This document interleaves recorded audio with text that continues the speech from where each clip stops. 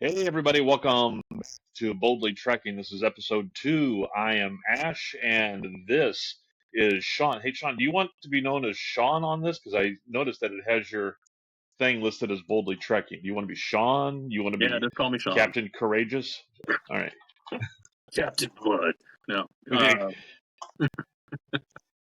For those black and white movie lovers out there, if you know who that is. Anyway. I don't remember Captain Blood. It's Errol Flynn. It's a great pirate epic film. Oh, is that back in the Swashbuckles? Yeah. Okay. It's definitely I gotta watch it. I noticed while editing the video last time that I do a lot of swinging back and forth in this chair, so I'm gonna have to be conscious of that and not do that this time.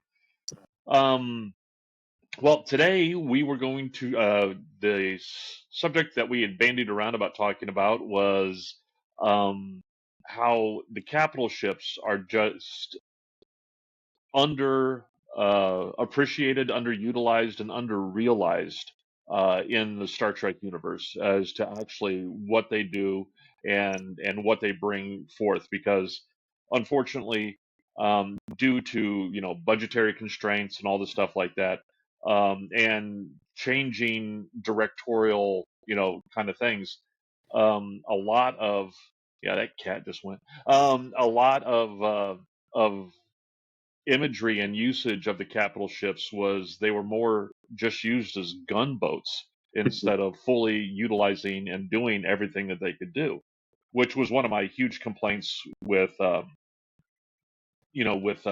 Wrath of Khan, that in order to use the ships the way that they were using the ships, they basically had to strip everybody off the ship. So they had to make the Enterprise like completely, being run, by a few people that knew what they were doing, and the rest of it was all just, raw recruits on their first, little float.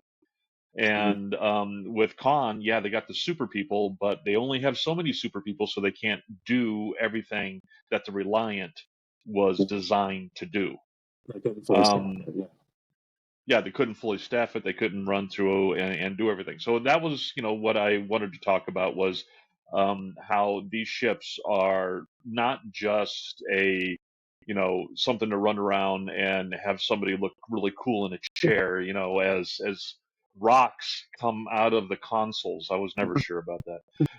Wood ships in Riker case Yeah, History's Enterprise. yeah, but these ships were actually, as they progressed and got larger, and they were floating projections of Starfleet and what they, not just projections of force, but projections of ideology. And when they rolled in, it wasn't just, oh look, somebody's popping around in their Corvette.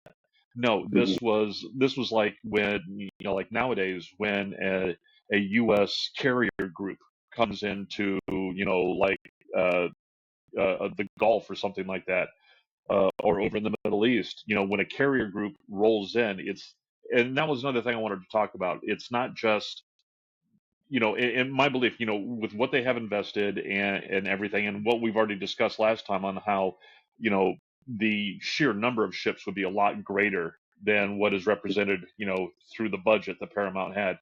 Um, I think that, much like when, one of those aircraft carriers roll through, it is not a singular vessel. It is a part of a task force with all different kinds of smaller vessels that fill different roles.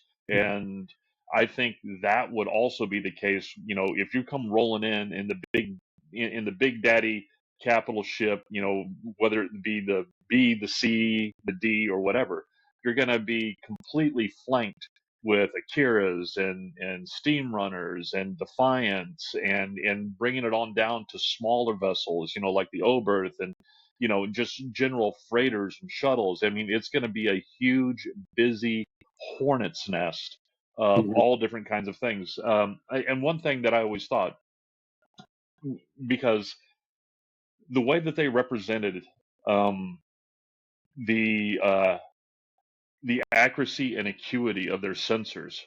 I mean, when you can tell when a gnat farts 3 light years away. All right. but yet somehow stuff still seems to slip through. I always thought it made more sense where perhaps their sensors are more of of accuracy, good accuracy within, like a system or a part of a system or within a couple light minutes. Um, but after that, you would probably, in my head canon, have Mhm. these auxiliary ships that are out there doing running patrols and stuff like that. That's where you'd be getting your data from, and that's how you would know, oh, something's happening over here because this Nova class just went by as it was making sure everything was okay with the sunspots, and that's how we noticed that there's some weird probe in the corona of the sun, is because that ship was there and then went ahead and radioed back with subspace. That's my head canon on how it makes more sense. But I understand, we have to constrain it to plot and budget. But yeah, in my reality, this is the way it goes. Yeah. I mean, you're not wrong in terms of how it shows things have evolved in Next Generation. So I'm going to start Hmm. with original series, because actually projection of force is a military term, but the other thing is that it actually does show up in the original series. Um, in Era of Mercy, when the original Enterprise goes to Organia to head off the Klingons, it's the lone ship that shows up first. Sulu Right. comes back with the fleet. You don't know how many ships are in Hmm. the fleet, but there's a lot of them, Yeah. enough to face off the Klingons. And Right. so they're getting ready to fight, and you never get to see it, which is a real shame because it would have been kind of cool, but they didn't have the budget for it. Not at all. So, and then in another episode, which is actually second season, which is actually one they actually specifically talking about projection of force, or showing the flag as it's called, is a mock time, when Kirk is trying to get Spock to Vulcan and back and forth again, and they're actually tasked to go to a essentially a inauguration in the Altair system. And the thing is that the Enterprise is basically trying to get from point A, which is somewhere out in the Federation, to point B, which is Altair, when Spock has a malfunction. And so Spock's malfunction requires that he goes to Vulcan. And so a greater part of the story is them bebopping around trying to figure out how they're going to do things and what speeds they're going to do. One of the lines, though, is that Spock is, or not Spock, but Kirk is talking to McCoy about how the Enterprise is going to be one of 3 starships showing up at the inauguration.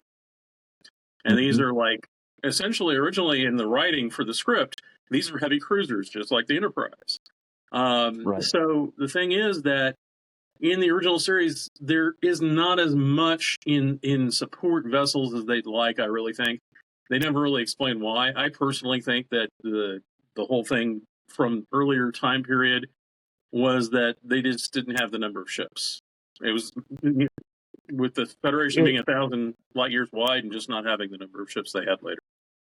If I might, it could be a combination of that, and also, when it came to the reality of the show, they were still just beginning to explore this, headcanon universe that they created, Mm-hmm. and so they hadn't, conceptualized yet that they would need to, show this much is there and stuff like that, Mm-hmm. because yeah, I just think it might have been so early on, is they were just like, okay, we've got, we've got the budget for this many models, all right, Mm-hmm. this many ships that we can do. The Enterprise, we can only show it from one side, all right. um We can do blue steel this way, or we can do blue steel this way. We yeah, cannot do blue exactly. steel on this side, because this is No, what just we're go wired ahead. against. Yeah, it totally was. No, but that's the thing, is they just didn't have, you know they didn't have the resources to do it, so they you know they didn't really want to say, okay, we have like an entire task force here, Mhm. if they couldn't show it. Right. All right. Well, And yeah, go ahead. I was going to say, one of the things in my headcanon was, and this is based upon earlier Star Trek works before Enterprise, was there was the Star Trek spaceflight chronology.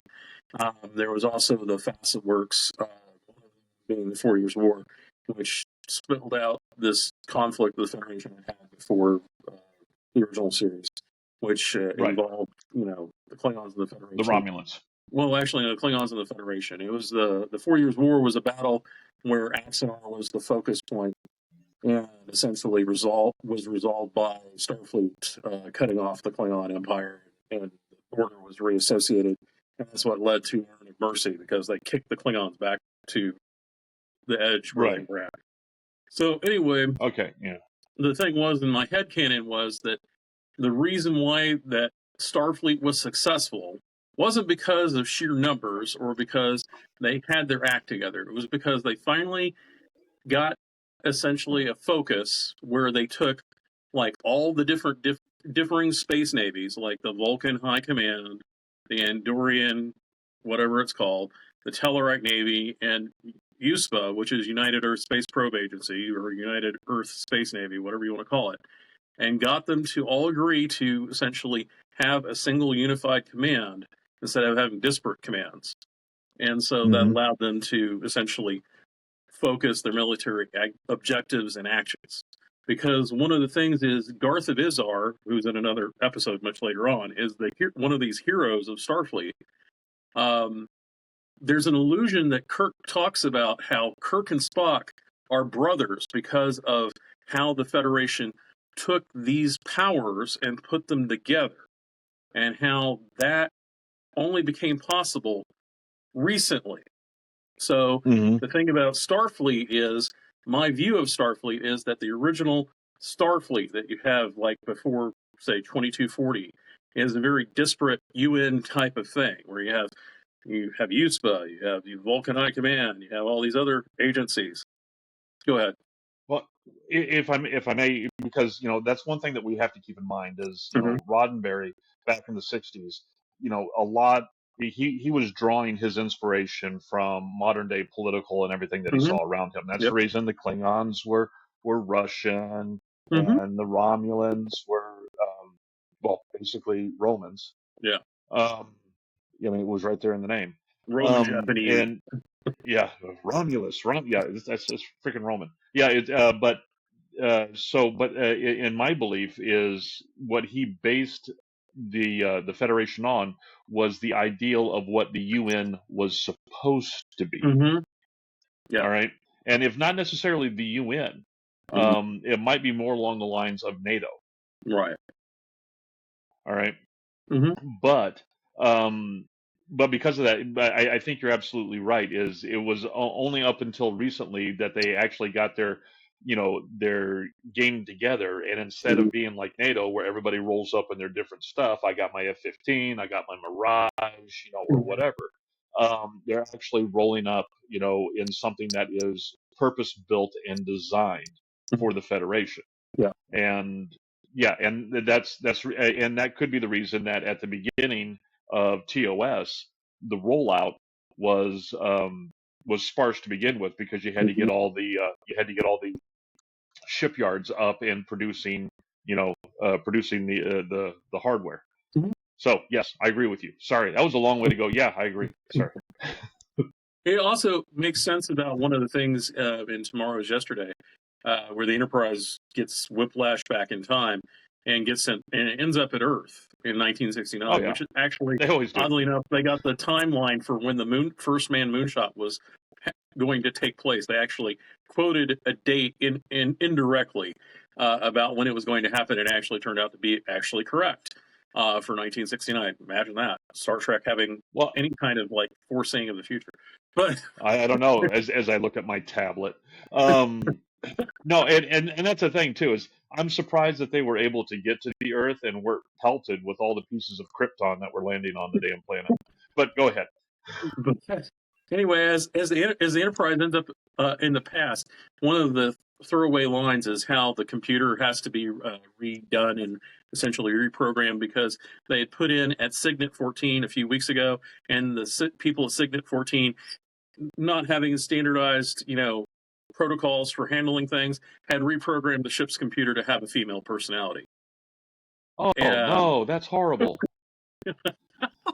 So the misogynistic element of the episode is the computer loves Kirk because you gotta love Kirk because you're female. Oh yeah. So it's for yaks. I mean, it's what it's there for. But it is indicative of this problem we're talking about, where things aren't standardized. You come into this port and you're like, hey, my computer's malfunctioning. Can you fix it? Sure, we can fix you up.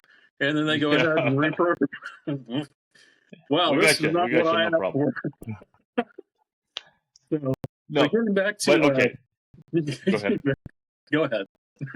I was gonna say okay, but getting back to the capital ships as basically cities in space.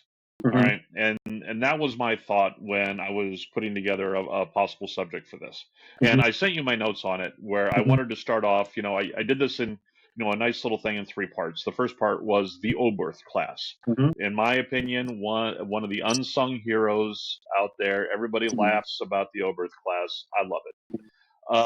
But the thing is, it's often dismissed as fragile, but it was actually designed to go into areas and do sensor sweeps and testing in areas that were very hostile, just in the very fabric of space, what was going on. So there was that, and the fact that it was also extremely modular. That canoe section on the bottom, as we all know, and everybody's like, well, how do you get down there if because the people who tear apart the ships, they will always go, okay, if it's this size that they said it was, and then those nacelles that come down, no, not those pylons that come down to the canoe, those are too thin in order to fit a turbo lift. All right. And so then there's a whole thing, a site-to-site transport and all this stuff like that. And you're only going down there if you have to, work on something. But that whole canoe section is modular of what it could hold and what it could do down there, the sensors, the probes. And you sent over to me some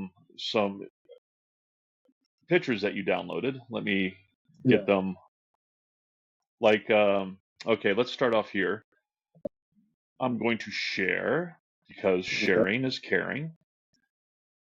All right, window, share. Okay, so here's your standard Oberth. Here's the nice, sensor pod canoe thing down below. But as you had shown here, this is a great, what was it? The Jester Corvette. What was the other word for it? Asmodeus. The Asmodeus Corvette.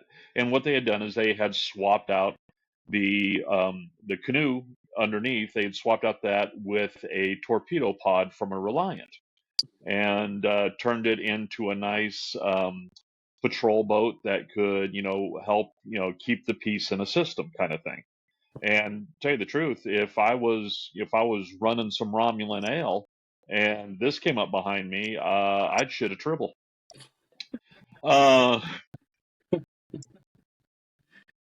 It definitely has a lot more teeth than the standard Oberth.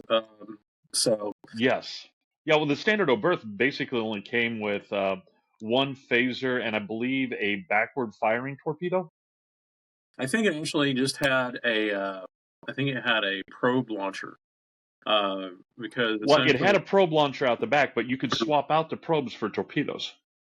I don't know if it actually had actual photon torpedoes. I actually only recall it ever having probes. So all I'm saying is, if you're a captain worth your salt, all right, you're gonna have a couple torpedoes stored down there just in case you need them. All right, they fell off a Ferengi ship. All right, you picked them up and you're keeping them safe. All right. They might have had nukes. I will give you nukes. I will let you have nukes. I love how nukes is the lesser evil. Well, yeah, I mean, considering you could have like a tricobalt bomb that would be like 690 megatons, no big deal. It's just a flight plan. Yeah, radiation. We got pills for that. Considering the Intrepid had the tricobalt torpedoes or whatever, whenever they first launched for the Voyager episode, Caretaker. But yeah, the very first one. The thing is that the thing about the Oberth that's kind of funny is that in terms of design, It is the Swiss Army knife. I'm stealing your line that you used before. The Swiss Army knife of Starfleet ships. It is readily capable. Has a lot of features. It can be used and swapped out for. Go ahead.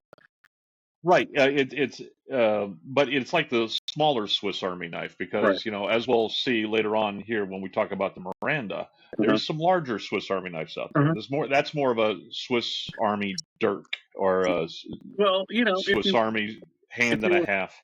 if you want to do a Paramount property, we might as well do the whole thing with Crocodile Dundee.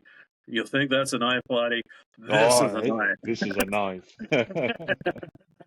So, Now, yeah, the Oberth is now, like the blade is this long, and it has all the attachments, but it's not going to do much of anything if you're really in no, a it's major fight. I mean, what was it on one forum page? I think it was on Facebook. You and I are on. Mhm. Somebody had posted up a design schematic of the Oberth, and for some stupid reason had a God, what are that called where you keep the trees at? Arboretum. Arboretum. Arboretum. Thank you. I keep on wanting to go oubliette, but no, that's not it. Yeah, the arboretum. Uh, Here's your they had page. an arboretum down in the down in the canoe section, like the arboretum was all bonsai trees or something.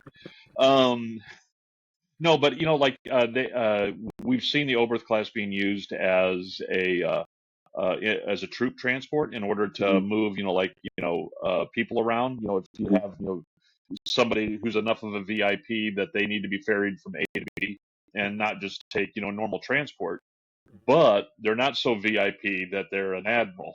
Yeah, You throw them on an Oberth. The Oberth yeah, gets them there. yeah. Yeah, they've been used for that. They're definitely used for science. They're used for test beds, and we even saw them at Wolf 359. Oh, yeah. Poor, Yeah. I don't remember the name of the ship. It basically ends up getting cut in half, if I remember correctly, Oh yeah, in the beginning of yeah. Deep Space Nine. It goes by the window real fast as it gets chopped. Well, the other thing that's kind of interesting about the Oberth is it's kind of part and parcel to some of the size problems and that shows up in Star Trek 3. So here's the thing about starships. If you think you know the stated scale or size of a ship, you often are going to be wrong. Very much, yeah. So the thing is that if you look at the Oberth, generally most people it's 120 meters long. There's a gentleman whose name is Bernd Schneider. He runs a website called X Asterisk Scientia. I'm hoping I'm not slaughtering that and pronouncing it properly per the Latin. But if you look at this thing he's put or that Ash has put up, you'll see that there's like a little bitty Oberth on there. Now, little bitty Oberth is all of 120 meters long, and right next to it is the Klingon bird of prey from Star Trek 3. And that was drawn Right. by Andrew Probert during Star Trek 3's production design phase to give the filmmakers some idea what they were dealing with. Or, no, this was actually done in TNG. I'm sorry. What am I saying? This was done during TNG because you can see Andrew Probert's ambassador design between the D and the Excelsior.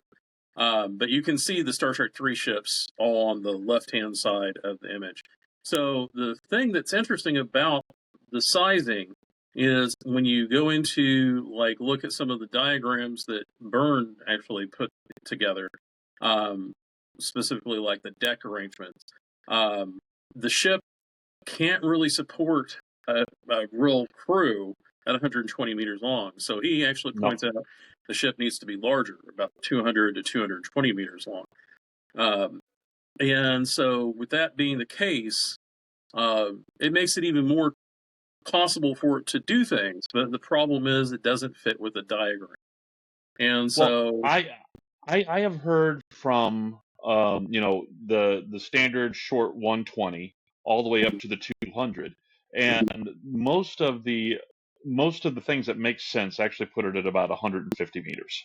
right. That And makes sense when it comes to how the how the decks are laid out, where the windows are, and all the stuff like that. 150 meters makes sense. Because Yeah. otherwise, you just don't have enough deck space for it to actually do much of anything at 120 meters Yeah, long.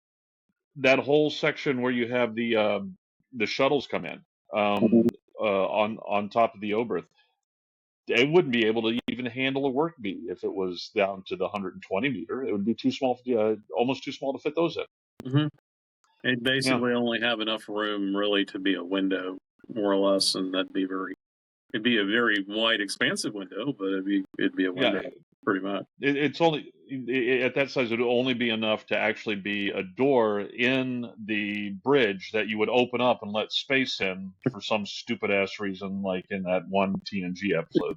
The naked now. Yeah, the naked now. They were blown out. Yeah, yeah. That was a silly one. That was definitely writers who had no idea what the hell they were doing. But you know what? First couple seasons, you're gonna have that.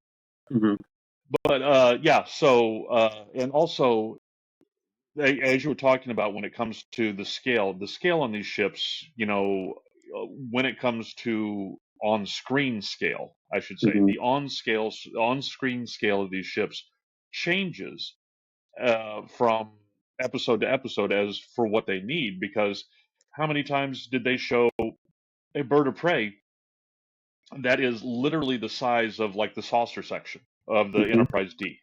Right. All right. And these little pea shooter bird of preys roll in, and now all of a sudden they're able to, even with the shields properly working, just a couple of hits, they're taking down the Enterprise. I don't think so. I mean, that's way too much plot ammo right there. But anyways, yeah. So it scales, and also, when it came, to the Klingon Civil War, all of a sudden the bird of prey became the de facto ship of the Klingons. D7s and the Katingos were out the damn window. Everybody was flying around in a bird of prey because it was cool. And it's like everybody's wants a Ford Mustang, while technically the AMX Javelin was a very superior car, but nobody wants to talk about that. Sorry, I'm going on a tangent. I'll get on another soapbox. I perfectly understand your soapbox. I actually had a little bit of a animosity, a little bit of hate for the bird of prey during the 90s, because it was everything.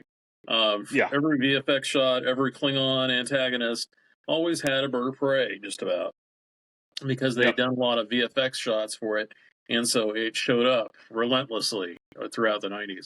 And then, if you went to a convention, you'd always hear some fanboy going, "Hey, I got this bird of prey." I'm like, I don't need a roasted bird. Get the roasted bird out of my face. And when Thanksgiving. Yeah, when Kern actually was in there's a little aside about burnt birds. There's a scene from when Kern, Worf's brother, was introduced, where they're having him have a dinner in his honor, and so they've replicated a turkey, and he'll have some of their burnt, replicated bird meat. And so every time I think of a bird of prey, I always think of that scene. So I just had to bring that up. But the sizing issue with the bird of prey is so wild that when you watch Star Trek 3, the one that actually has the biggest sizing issues, you go from like the little bitty, it's like the little bitty transport, and then you have the huge bird of prey come up alongside it. Then you have it attack the Grissom, and then you have it attack the Enterprise. They're all different scales and sizes relative to those ships. So it's kind of funny to actually, what size are we dealing with today? Well, we've reduced the ship down to about 100 meters for now. But if you really need it, sir, we can boost it back up to 300 meters long. Oh yeah. Well, technically, if you want to, get down to brass tacks, I think bird of preys should be constrained to just large enough to barely fit 2 sperm whales. All right, no, 2 humpback whales. Excuse me, 2 humpback whales. All right, you get the 2 humpbacks in. That's all you get, because as Scotty said, they barely fit, but we got them. All right, so if it's any larger than that, it's too big. If it's any smaller than that, it's too small. You got to fit 2 humpback whales in it. So all William Shatner's toupees got discarded. The Klingon food packs. Yeah. and Yeah, everything else toss those out the got window. tossed out the Yeah, window. But we got the yeah, whales. yeah. You got the important stuff. All right, we got to shut down V'ger's little brother. Um, the probe. Mhm, But anyway, yeah. So that was the Oberth. The Oberth, mhm, in my beliefs, even though technically it was a smaller vessel, it mhm, still was able to bring some of the Federation in. It had enough room in there, so that it was a decent size, it was a decent size and decently capable little unit. But moving on to mhm, the next one, we're going to talk about the Miranda. mhm, All right, the Miranda-class. Um, as you and I well know, and this is one thing that I found out. I mean, I didn't conceptualize it. I didn't really conceptualize it until I started building models. mhm, And at one point, I was building the 1/1000 scale um, Miranda class, and I had purchased some extra files to print in my resin printer for the shuttle bay and all the little shuttles to put in there. And it was at that point that I'm putting that together, two shuttle bays, and putting it all in there, and realizing that's just what you can see. It doesn't include where it wraps around and U shapes inside. mhm. There's a lot more going on in this Miranda than what we've been led to believe. Yeah. And from there, I started downloading, the blueprints offline Mhm, and looking at it, and that's a pocket carrier. That's what that bad boy is right there. mhm. That is, that's like, the British carrier that they sent to the Falklands. I mean, it may not be a bad boy, I mean, a big boy, but it's got the birds on board and it will take care of business. Yeah. And that was, Yeah. Go ahead. I'm sorry. go ahead. No, I no, go was ahead. I was going to say that one of the things about the Miranda is that many people have done like volume studies and volumetric studies of the Hmm. design of the Miranda and how much space is on board the Miranda. It actually Yep. outdoes the Constitution or Connie 2 easily The at a refed point. or the A. Yep. Yeah, it doesn't. Yeah. It And, makes no and the difference. thing So, is, uh-huh. not only does it have more cubic volume, Mhm. than the Constitution class refit, but it has more internal volume that's better laid out. Yeah. All right. So, in Mhm. my opinion, it's more useful volume. Yeah. Yeah. It's actually a funny thing because the design of the Miranda of the Reliant effectively only came Hmm. about because Harv Bennett didn't want the Enterprise to be facing off a sister ship in Right. Wrath of Khan. So they basically came up with Hmm. something that was derivative of the Enterprise. It has a lot of the features the Enterprise has. It has more photon torpedo launchers. It actually, in its original incarnation, if people aren't aware, I don't know if you got a photo. I forgot to get a photo of this. The original orientation of the Reliant is upside down, and it Hmm. has two sets of photon torpedo launchers on pods instead of like what people call megaphasers. But they are upside down, and they're on the ends of the pylons. And there's two forward on each side, and there's two aft on each side. So that boy's packing some firepower. Hold on. Um, I can do you one better. I can do you one better. Hold on. sure.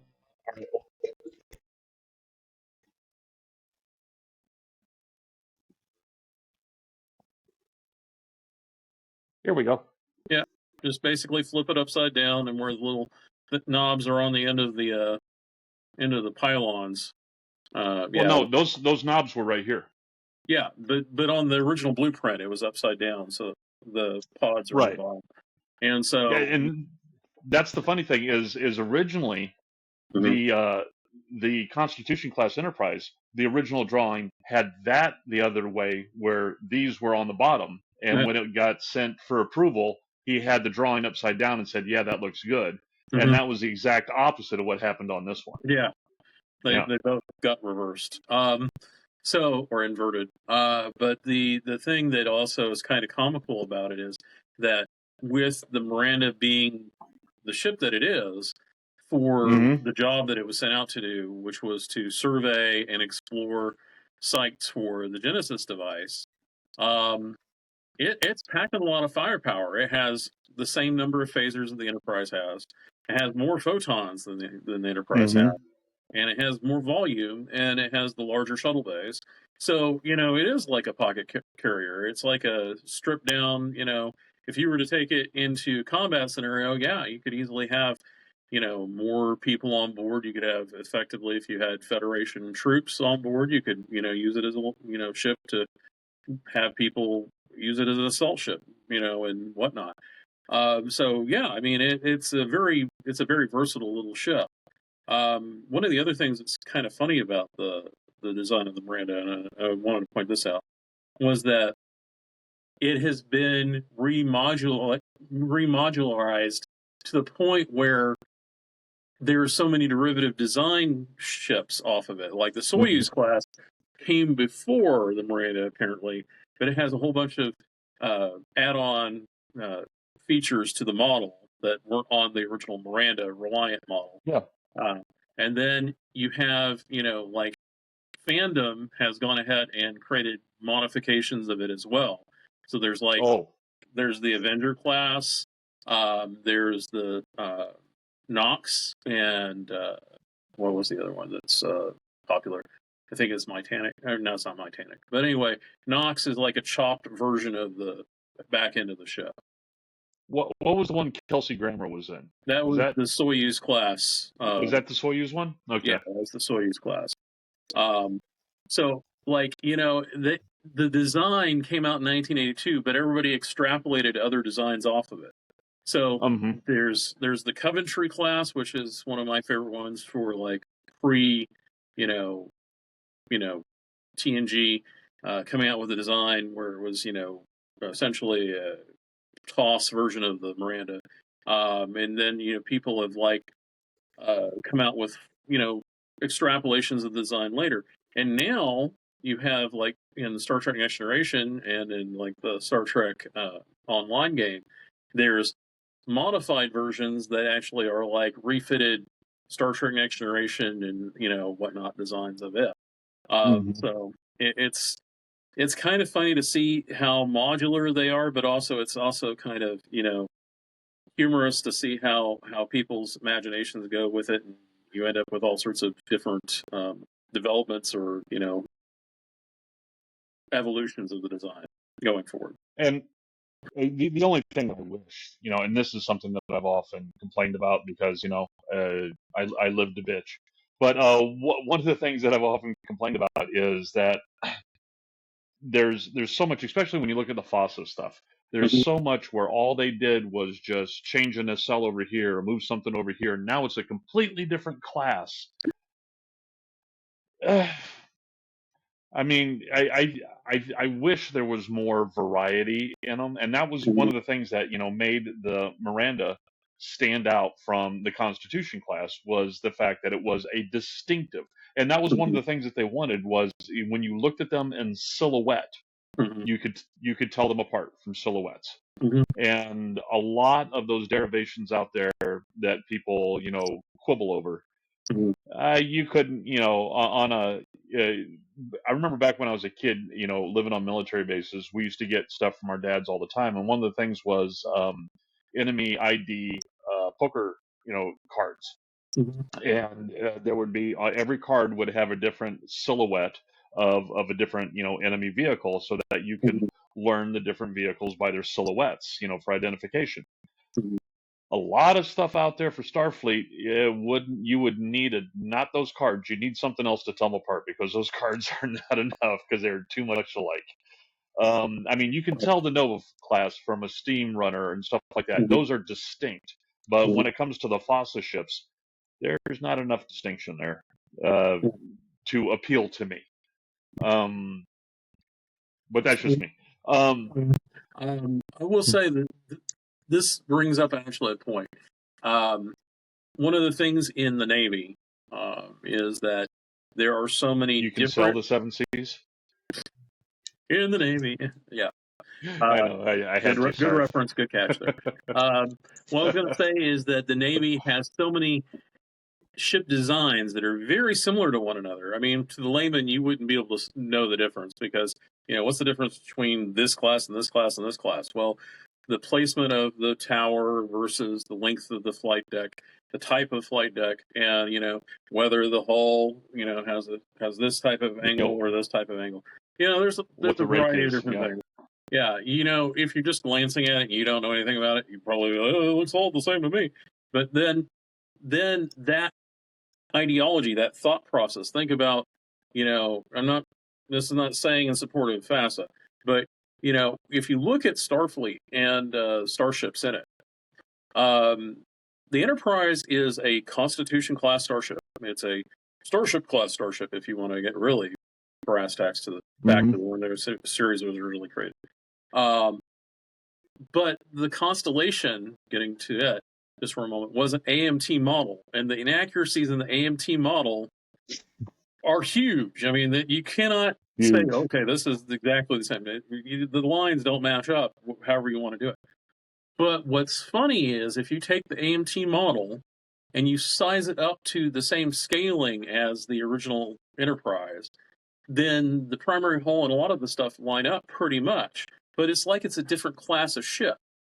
So one of the things is that I'm a proponent of, and this is my headcanon, is that there's a variety of slightly different designs that are like coming out that are like the Soyuz looks a lot like a Miranda, but it's not a Miranda. And then you have the Miranda. It's iterative. Yeah. Iterative. Yeah. And so you end up with variations on a theme. And so I think that the budget aspect of making a TV show kind of comes into this. You got lack of budget. You don't have the money to make a new ship of the week, supposedly. And then you're going to have how are you going to display these ships? Well, I'm going to just change the name on the hull. I'm going to put new digits on it and whatnot. That's generally how it's done. But new livery. Right. But you might end up with variations on a theme. The Miranda in one section of the galaxy may be a completely different design than another Miranda in another section of the galaxy. And that's another thing, coming out of different shipyards. Yeah. All right. And I fully agree with that. I mean, even during World War II, the different pilots, they could tell, did this plane come out of Seattle, or was this plane built in Wichita? This one, the ones in Wichita, they can't handle hills, but man, they can take a side wind. No, we live in Wichita. There is no topography. There is no topography. That is a Actually, they someone did the statistics on it, and if you blew up a pancake to the size of the state of Kansas, there would be more elevation change in the pancake than there is in the state of Kansas. I believe it. I believe it. But anyway, yes. But we got way off course of what I was originally thinking that we were going to talk about, which was how these ships were being used as not a projection of force, but a projection of Starfleet and their ideology. Because when they rolled into town, they let everybody know, okay, we're all under this same umbrella. All right, we're all Starfleet. Here's the representation of it. It's a whole city that came in. And when the Oberth rolled in, it was a small town that rolled in. Maybe a village. When the Miranda-class rolled in, that was a good sized town that came in. But later on, when the task force surrounding the Galaxy classes rolled in, that's when you had basically an entire, if not city state that rolled in, where that fleet, that basically the fleet captain or the fleet admiral, whoever is in charge of the whole task force, that is going to be that is going to be commander in chief. That is going to be judge, jury, and executioner. He or she is everything when it comes to that city rolling in. And basically, what they're able to bring, they could come into a sector, and just in the amount of technology, manufacturing capabilities, resources, first aid, emergency stuff, uh, everything that they bring to bear. It would be like, when, the entire FEMA rolls in and takes care of everything. Uh, Theoretically, we won't get into politics right now, but no. But when they roll in and everything gets taken care of, and they affect things, that, once that whole task force rolls in, anybody who's been causing problems, they're going to be wanting to lay low. All right. Nobody, wants to fire their gun off in the sky when you can see the police car just right down the street. And that's basically what happens when they roll in my opinion. Yeah, actually, And go ahead. I'm sorry. I didn't know you were done. no, please, I paused for a purpose because, I needed to shut up. With Starfleet vessels and how they would operate, for the most part, I would think that Mirandas are like the workhorse and so are the Oberth-class, getting things done in the fleet. They're easily built, they're easily maintained, they get around, they get to where they need to go. They have a set, speed value that they could be depended on to arrive by a certain point. Hey, from point A to point B, we talked about last week, how long it would take a ship to get from places to places. Right. And so, they're dependable. They have a low FOB, frequency of operational breakdown. They are the Sherman tanks. Yeah. They may not be the prettiest starships ever created, but they sure can get it done. And in the case of like Miranda's, in a lot of cases, they can dish it out too. Exactly. So it's one of those things where they may not be the highlight of anybody's Starfleet career necessarily, especially if you're on a freighter. But it gets the job done, and you're able to help people, which is what one of Starfleet's major credos is. The other element with like the Miranda is it has a huge scientific payload platform it can actually utilize with the probe. I mean, as a probe ship, this is actually headcanon for me. I think that Starfleet would be really into probes and into drones because you don't really want to just have your ships going to every single star system as it goes. You might want to like come into an area, shoot off some probes and some drones, have them look at things, feed the information back to the ship, and then move on and do that kind of thing. And actually, in the original series with Tormite Maneuver, they sort of hint at that. We've been star charting for like days on end. It's been weeks, sir. Like, yeah, well, this is the job. You drew the lot to actually survey and star chart things. And even Excelsior in Star Trek VI, they've been charting gaseous anomalies. Ooh, this is exciting work. That gas cloud is 50,000 light years or 50,000 kilometers across. Well, we've got it charted now. And well, let me tell you, as someone who's been in the military, boring is good. Yeah. All right, because if it's not boring, that means it's exciting, which is never really good. But as the bulkhead that means, but not everybody's going to be able to be, on one of the glory ships. Everybody, was looking to get on postings on Galaxy classes and stuff like that. And you even saw that represented in the series where people were like, "Oh, when there's an opening, I'm going to put my name in. Hopefully, I'll be able to get on," and stuff like that.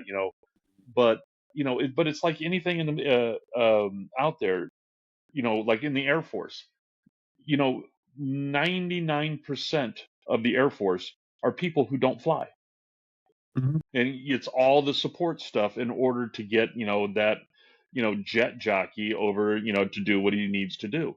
When I was in the infantry, as they pointed out, for every boot on the ground, you got like 100 people in the rear in order to support you. You got logistics, you got everybody running everything else. There's just this huge monolith that needs to be out there in order for where the pointy end of the stick is. The pointy Mhm. end is just a little bit of the stick. You got the rest of the stick to deal with. Um, That's but a lot of things. and that being said, is that there is with the smaller ships and stuff like that, and even let's say that you got middle range, you got yourself on a Miranda. You might Mhm. be on a Miranda, but you might still be who was it? Lister. Was that who it is in Red Dwarf? Yeah, Lister. Well, Yeah. You still might be Lister and Red Dwarf and refilling the vending machines. Okay. um, I mean, even if you got on the Miranda, you would be lucky if you were one of the Peregrine pilots or one of the people flying some of the shuttles. There's a good possibility that you could just be out there, scraping tribbles off of the nacelles, every time they pull into port. Um, so, and Darcy hit on one of my favorite lines for nacelle cleaning duty. So if you upset the captain, it's time to go out and clean the nacelles, gentlemen. oh yeah, nothing like scrubbing the barnacles off. Um, While we're at war, have fun. yeah, yeah, just don't look at the pretty lights. Um, no, there is a lot of cogs that make each of these machines work, and even with each machine, um, is itself just a cog in a larger thing going on, Mhm. and that's what I wanted to get at was the fact that the way that they were represented on screen due to budgetary constraints, and they were not represented, I believe, as fully and as game-changingly as they should have been, and nor were they shown as part of the task force that I believe they should have been a part of. Yeah, I mean, I would agree. every Galaxy class Roland should have had at least 20 or 30, support ships with Right. I think it. what you're basically your problem is the production design element of having the funding to support the Oh yeah, filming and putting all the elements together for that to actually have that show up. But I think it's well, something with AI you could have it recomposited and you could end up with stuff like that.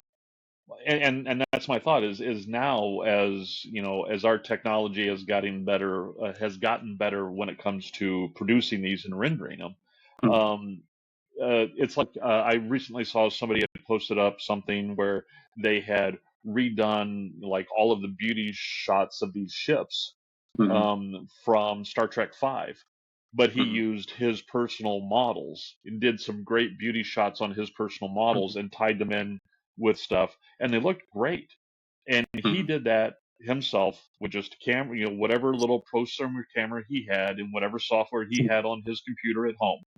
And he did what conceivably would have cost the studios a couple $1 million back in the 80s.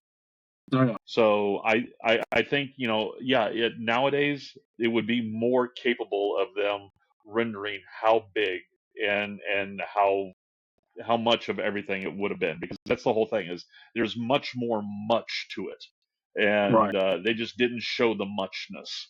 I'm sure Yeah, I'm I agree. that grammatically is great. It's a great word that I'm using there.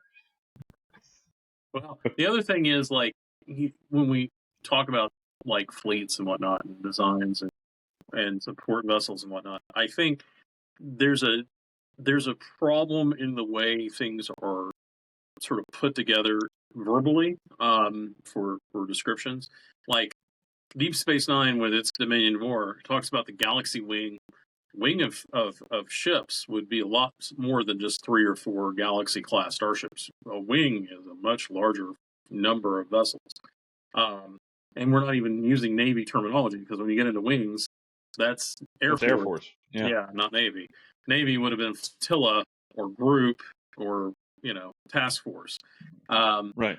and so we're mixing and mashing things, I guess, as need be. But one of the things, and this is actually getting into one of our joint enjoyment and little things we both have discussed. It is Lower Decks.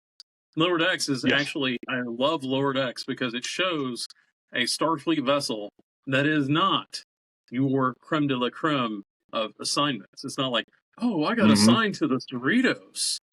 Woo. Yeah. You know, at the beginning of the show, the Cerritos is like, okay. Yeah. But at the same time, it really shows you the nuts and bolts of how things work in Starfleet. Um, the crew are presented in a comedic kind of almost Rick and Morty kind of way, but they are realistic to the work that they have to do. They may not be Right. pleasant, they may not be nice, but they deal with these issues on a day-to-day basis, and they go from point A to point B doing these jobs. Starships, for the most part, in my opinion, in terms of how Starfleet would work, mostly have day-to-day jobs of ferrying stuff from point A to point B, uh, doing stellar surveys, doing the grunt work. How many sectors have we charted today, sir or lieutenant? Well, we surveyed 30. We still have another Mm-hmm. 20 today that we're going to be looking at. And so on and so forth. It may not be the most exciting thing to look at, and that's why we don't hear a lot of that in the narrative. Yep. But then somebody has to do the work. I mean, you don't get the Master and Commander movie with all the ships doing the same thing that Master Commander does. You have Right. other support vessels doing other work to get that to that point. And that's also the reason that a lot of those episodes, those what they showed on screen, because they needed, the drama, Mm-hmm. right? They needed to have basically, what Star Trek was Right. it was a moral plays, Mm-hmm. all right? And in order to have their little moral plays, you see them all the time. Well, we're over here, bringing supplies over, and then this happened, or Mm-hmm. we're over here, and we're going to go ahead. We're on our way to do a mapping, but wait, this happened. It's always what they were doing getting interrupted, Right. and yeah, I think they showed that. But one other thing I wanted to bring up really quick before we tie everything up here Mm-hmm. is I was going to point out the simple fact, like one of the things that always holds me back from this envisionment that I have of you know of all these fleets of ships out there, all the hundreds of thousands of ships that we talked about, um, was being able to build them. All right, getting all those supplies. But I think what a lot of us are not taking into account is the sheer mass of mineable supplies that are out there in space. They've already talked about here now in reality of Mm-hmm. mapping out asteroids out there, that just one asteroid has more rare earth elements and more palladium elements and all the stuff like that than have ever been mined on Earth. Mm-hmm. And just being able to get all that out of one asteroid, and then you multiply that by however many that we don't even have a good number. We have estimates. We have good estimates of how many of them are out there. But once you take all those into account and realize that they have they have an ability to actually mine those in space and get the materials they need, and just automate that from mining. You can have one guy running all of his droids and mining out the asteroid. It's my plane. And plane jumpers, pew pew. Anyway, and go from him or them or whatever all the way through, and through the production line, and get it out the other end through the DS9, through the processing. All right, and then out, because that's what DS9 was. DS9 was an ore processing facility. Yeah. Right. Yeah. So that's where your central hub of bringing it into is. And then, the semi-finished products go out and then go to where they're needed. And that's where you get the materials that you need for the replicators to use those raw materials in order to produce, your bulkheads and your seats and your consoles filled with rocks and wood chips and all the good stuff, the captain's chair that, never seems to have a freaking seatbelt, all these good things. They can all be made with the products that they can get from, getting it from mining it in space. And then, just your luxury stuff, once you get up to the D, which is the floating, luxury hotel in the sky, that's when you have the wood trim. All right. But all the way back with the Connie and stuff like that. Nah, your desk is not wood trim. You're no. It's laminated, sir. Your desk is Yeah, laminated. What are you expecting wood yeah. for? Yeah, come on. Somebody Really? came in and painted, grain lines on it. That's what you have. You have grain line painted plastic. But now we Um, can have fireplaces in space. oh yeah, that's how we know that we've succeeded. You got your yeah.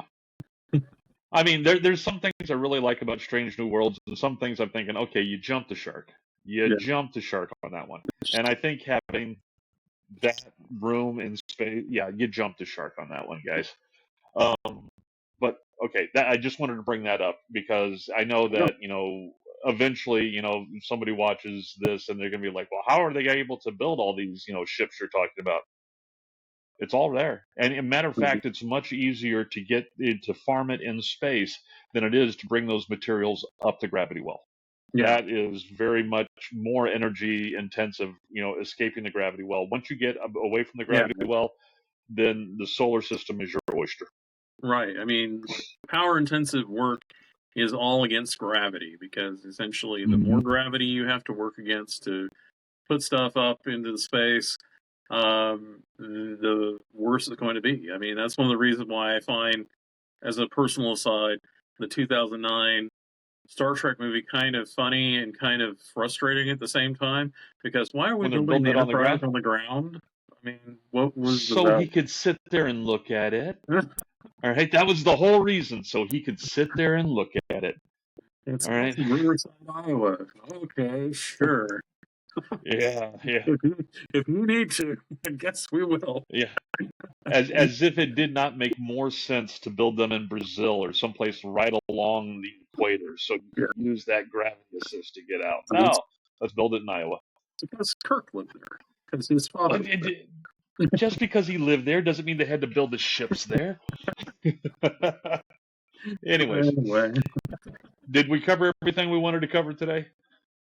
pretty much. I think that I will say that with the thing you hit on earlier, which was the modularity of the different designs, I think one of the things that actually comes out in if you ever get a chance to read the novel for Star Trek 2, it actually proposes an idea that the Enterprise had gone through a refit for doing the Academy work, and they All had right. replicated the stations. So, like, bridge stations were replicated in other spots. So the people who, like, were the cadets, if they screwed up, there'd be another station where somebody go, oh, no, we're not doing that. No, we're not hitting the big red button Yeah. to eject the warp core, that kind of thing. And so there was like lots of double up stations. And it would also explain why the photon torpedo launcher was so manually loaded. So it came down Mm-hmm. on a little conveyor and then trucked its way down a little strip. Meanwhile, the captain's like, where's my torpedo? And, that kind of thing. But Vonda and McIntyre basically explains that I believe, if I remember correctly, how she explained it, they lifted the primary hull off, stuck another primary hull on, changed out several components in the engineering section, and went, presto, here's your training ship. And the Enterprise went on its merry way. And part of the reason why you had such problems with the ship in Star Trek II was because it was a training ship. It had been modularly switched out. And Khan, of course, he doesn't care whether there's training cadets or whatever on board. He's just like, hey, you know what? I'm going to light you up here. Let me hit this button. Let me show you how this is done. And then, of course, the Enterprise gets wrecked. But as for why the Enterprise, this is my headcanon, just to let me roll this thing down. The reason why in Star Trek IV, why they could get an Enterprise back so quickly is because they went, hey, you know what? We have that primary hull that we had disconnected, and it's no longer in service. Hey, you know what? Let's put the secondary hull on there. We'll just change the number on the primary hull. Whew, you're done. You got yourself a ship again. Hey, and guess what? The crew gets their ship back. Hey, awesome. Good time. Let's roll. What was it? Theseus's ship. You replace this, you replace this. When is it still the ship? It's Theseus's ship. Yeah, that's exactly my thought. Is how that happened. Is that everybody's like, well, what was the Enterprise? Was it like a new build ship? Was it like a refit? Was it the Yorktown? And they just painted different hull numbers. I'm like, well, that'd be like the ultimate insult. You'd served on the Yorktown for how many years? And then they said, no, just scrape the number off and scrape the name off. Enterprise and then NCC 1701A. I'm like, wow, that's just brutal. Yeah, someone's going along with a spray can inside. It's gonna smell like Vulcan farts in here. Yeah, okay. Yeah. So yeah, I think the module element to Starfleet allows them to do a lot of different things. I just don't think it's ever been explored as well as it should have. But I think that Lord Dix did a pretty good job of it. I think that, obviously, as we discussed, it happens a lot more, and there's a lot more of it than you see on the show because, well, they don't have the time or the reason to discuss it. But I Right. think actually it makes sense. Yeah, it totally does, and especially when you look at, even with our military that we have now, a lot of our vessels are, they have whole components that can be swapped out, whole sections of decking, whole things like, okay, you're on this and such mission, okay, let's pull, let's pull out the missile launching cubicle and put in the Navy SEAL cubicle so they can launch the little boats and stuff like that. And yeah, so there's even modularity in that. So of course they would, they would build in the modularity into these structures as well. Mm-hmm. And so yeah, I agree with you totally. And so if there is that involved, then that means that there's ways that are built into the ships that make it easier for them to swap things out. Mm-hmm. All right, you should be able to just remove all the deck plating on the dorsal surface of this area, lift it up, lay it over to the side, pull out this section, put in a new section, chunk it back. You may have lost your stellar cartography, but now you have in an entire, biological suite, so you can do bio studies. So yeah, there's no reason that they couldn't do that. Oh yeah, especially now with like Picard last season with Vox, where the big reveal. I'm not going to tell you what the big reveal is because if you haven't seen Picard, that's your fault. But anyway, it is my fault. I couldn't get past the first two episodes. I mean, literally, it hurt me to see Picard so old and ready to die. I couldn't. So I need to give it another shot. Remember what I used to say, Dave? Oh, yeah. Oh, did another sun blow up? I'll just be over here puttering through the vineyard. Yeah, no, I couldn't do it again. Yeah, but I will watch it. Like right now, I'm going through and I'm watching everything again. I'm almost done with TNG. I've already watched Voyager. I've already watched TOS. I'm gonna watch DS9 again, and then go through Enterprise. I don't know if I'll be able to stomach. I haven't yet started. I'd probably do Voyager and then jump to Picard because you'll have less transitional shock, in my opinion. I've already watched the Voyager here recently. Yeah, but I have yet to see any of I haven't seen any of Prodigy. Prodigy is actually pretty good. I actually like Prodigy. I can't find it on Paramount Plus. Really? It's on Netflix. That might be why. I'll check my Netflix then because I've looked at it several times on Paramount Plus and not seen it. Yeah, it's on Netflix. What I was going to say is, not naming things, but the ultimate of like, hey, you know what? We've got this extra piece of ship hanging about. We'll just take this other ship and we'll just click. Oh, look! Everything lines up. Everything lines up. All the wiring, all the tube work, everything was perfect. You can take just take the turbo lift. It'll take you all the way. It matched right up. Mm-hmm. Okay, fine. I'm gonna have to watch this shit. But anyways, that I believe wraps it up. Do we have we decided yet what we're going to talk? Oh, next week we will not be here next week because next week is on Saturday is when our local Star Trek little fan group meets. We meet once a week. Once a month. Second Saturday of the month at the Burrow here in Wichita, and 7 o'clock. Anybody wants to show up? 7 o'clock, 6 o'clock. I believe it's actually 6 o'clock. It might be 6 o'clock. That's And the not to, and yeah, go ahead. I'm actually referring to the Beowulf, which is the shuttle off of that. We are relaunching ourselves as a Starfleet chapter. So Mm-hmm. if anybody's interested in being part of a remote or essentially online Starfleet vessel, you would like to participate in things of this sort, in a sort of like meeting atmosphere. That's something we're organizing. So that would be the Starship Beowulf off of the Jeanette Maddox. So come on out to the Jeanette Maddox meeting next Saturday, and if you want to talk to me about the Beowulf and you are feeling froggy, feel free to frog out. What we'll do is we'll make sure when we post this up to YouTube and to Twitch.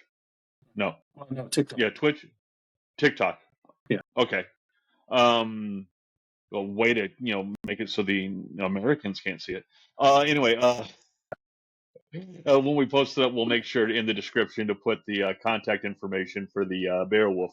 That way, excuse me. Oh God, I couldn't hit the mute button fast enough.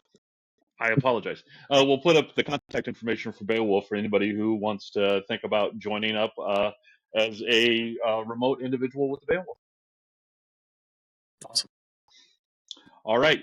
In that case, we will not be up here next week, but we'll be up here the week after, which would put it.